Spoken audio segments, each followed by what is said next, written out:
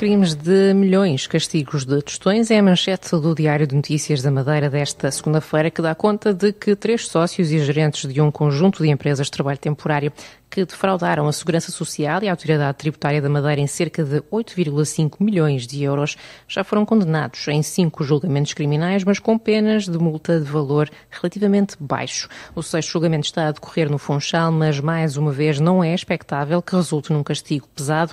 Estas empresas de trabalho temporário, todas elas criadas no continente com nomes distintos, foram consideradas autoras de vários crimes de confiança fiscal e abuso de confiança contra a Segurança Social, sendo sempre castigadas com pena de multa entre os 500 e os 1.300 euros. No total, as multas não ultrapassam os 7.000, quando em causa estão cerca de 8,5 milhões de euros. O tabagismo e o consumo de álcool são inimigos do coração. A chamada de atenção foi feita pelo cardiologista Bruno Silva à margem do evento Cuidar do Coração é Cuidar da Vida, no âmbito do Dia Mundial do Coração, esta segunda-feira. Eu destacava aqui 2 coisas muito importantes, que é o tabagismo e também chamar aqui a atenção que muitas vezes as pessoas não relacionam, mas a ingestão de álcool de forma continuada e crónica tem um impacto muito deletério a nível da função cardíaca, e muitas vezes as pessoas chegam a um quadro de insuficiência cardíaca e vai-se investigar, e a causa etiológica é o consumo do álcool, que é uma coisa que às vezes as pessoas não associam tanto. Portanto, se nós conseguíssemos passar uma mensagem, sobretudo às camadas jovens, para não começarem a fumar e não fazerem ingestões exacerbadas de álcool, acho que já seria uma grande vitória, digamos assim, e no fundo ter a percepção de que isto são escolhas que se vão fazendo ao longo da vida e que compete a nós todos conseguir transmitir essa mensagem. O médico dá conta da prevalência das doenças cardíacas na região. À volta de uns 150 a 200 infartos agudos do miocárdio com super DST, a que acresce depois mais número parecido, talvez superior, à volta de uns 500 infartos em super DST, portanto, por ano, sim. Depois é obviamente que temos muita doença valvular também, e, portanto, são tratados e acompanhados muitos doentes. O que temos vindo a constatar é que é uma doença que efetivamente afeta um escalão muito grande da população. Não é só uma doença das idades mais avançadas, que às vezes as pessoas têm um bocadinho essa noção, mas às vezes a partir dos 30 anos, 40, já temos muitos casos, doentes em paragem cardiorrespiratória, que sofrem infartos agudos do miocárdio, e portanto é uma doença que pode começar a afetar a população desde uma idade relativamente muito jovem. Por ano, em média, são realizados cerca de 10 transplantes de coração em doentes da Madeira no continente. Está a haver um foco aqui nos últimos anos em casos em que efetivamente nós não temos outras soluções que se podem tentar antes do transplante. Essas outras soluções temos feito, mas efetivamente às vezes, cumprindo os critérios da transplantação cardíaca, esses doentes têm que ser encaminhados. Nós temos contacto com vários centros a nível do continente, de transplantação cardíaca, e normalmente é o encaminhamento feito em conexão com o apoio desses centros que fazemos a seleção desses doentes, inscrição nas consultas. Eles começam a ser acompanhados na consulta pré-transplante dos respectivos centros e depois acabam por ficar numa lista de espera. O evento Cuidar do Coração é Cuidar da Vida decorreu no Espaço Ideia da Assembleia Legislativa da Madeira. Rubina Leal, presidente da Assembleia, destacou a importância da promoção para a saúde. Eu acho que a Assembleia Legislativa da Madeira, para além de todo o seu papel institucional e legislativo que tem, deve-se associar a determinadas causas. É importante que dê a cara, que se manifeste, que inclusivamente ajude, neste caso, aquilo que é a promoção para a saúde. A promoção para a saúde é aquilo que nós melhor podemos fazer junto à nossa população, porque de facto os ganhos são muito grandes se nós prevenirmos, se nós anteciparmos os problemas da saúde. E é por isso que hoje, no Dia Mundial do Coração, e tendo tido este contacto do Serviço Regional de Cardiologia, do Cesarame, assim como da Sociedade Portuguesa de Cardiologia, não podia fugir a esta iniciativa e tínhamos necessariamente a associar. A iniciativa pública alusiva ao Dia Mundial do Coração foi promovida pelo Cesarame através do seu serviço de cardiologia, em parceria com a Sociedade Portuguesa de Cardiologia.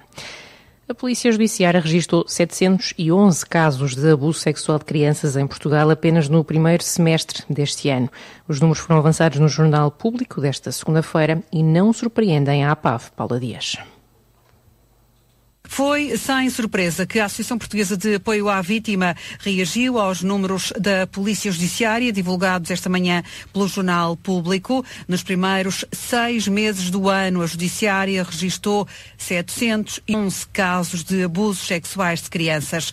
Em todo o ano passado, houve mais de 1000 participações de abuso sexual de menores, o que já não acontecia desde 2015. Apesar do aumento, são menos os casos que chegam a tribunal. Na última década, só 1/3 dos casos resultaram em processos julgados em tribunal e só 1/4 dos acusados são condenados. Um outro número refere-se às penas aplicadas. Entre 2016 e 2023 foram condenadas pouco mais de 3.000 pessoas por abuso sexual de menores. Quase metade ficou com pena suspensa.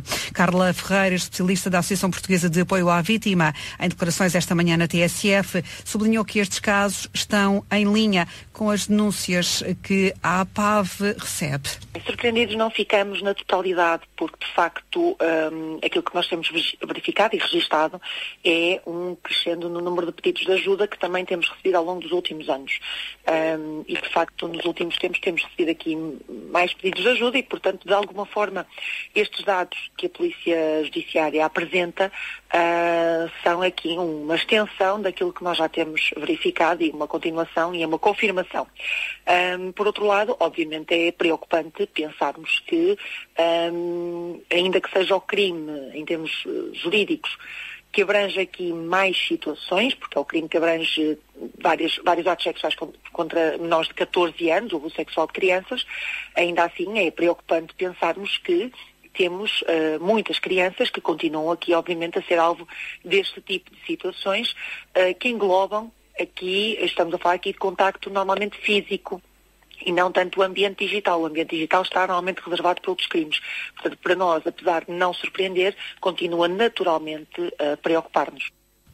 Esta responsável da Associação Portuguesa de Apoio à Vítima admite que continua a ser difícil distinguir se há um aumento de crimes ou apenas de denúncias e que esse problema só pode ser minimizado se forem feitos inquéritos às vítimas. Não existe em Portugal, e é algo que a APAV tem defendido há muito tempo, a existência de inquéritos nacionais de vitimação, que são inquéritos que são feitos às pessoas, independentemente de terem tido aqui experiências de vitimação, e que ajudariam a perceber se vivenciaram situações, quando se reportaram formalmente, e podíamos ajudar aqui a traçar, digamos assim, uma linha de análise um bocadinho mais extensa, ao invés de termos apenas estes dados que são de reportes formais. Carla Ferreira, especialista da Associação de Apoio à Vítima e gestora da rede CARE de crianças vítimas de violência sexual.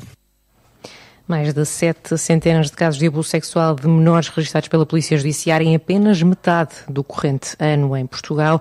Muito menos são os processos que chegam aos tribunais.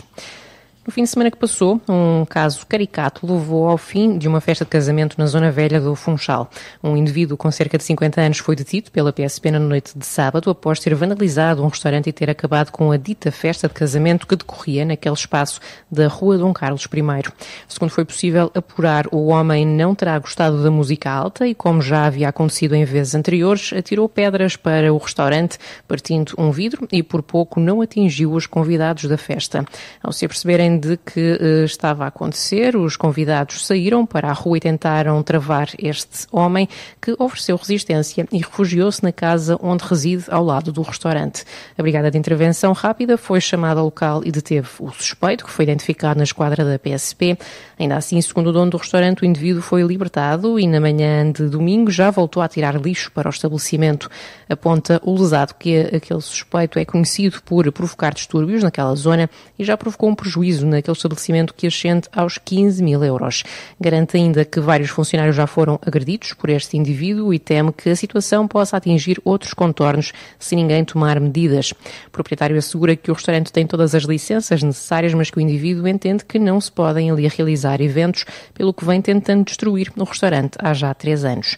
Pede então mão pesada à Justiça e uma maior fiscalização por parte da Polícia. O Nacional alcançou na noite de ontem uma importante vitória na Pedreira. A partida referente à 7ª jornada da Primeira Liga terminou com um gol do Nacional sobre 0 do Braga.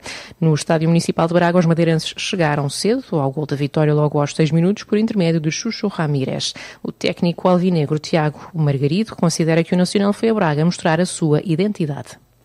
Nós tínhamos como objetivo para este jogo mantermos a nossa identidade num dos campos mais difíceis da nossa liga.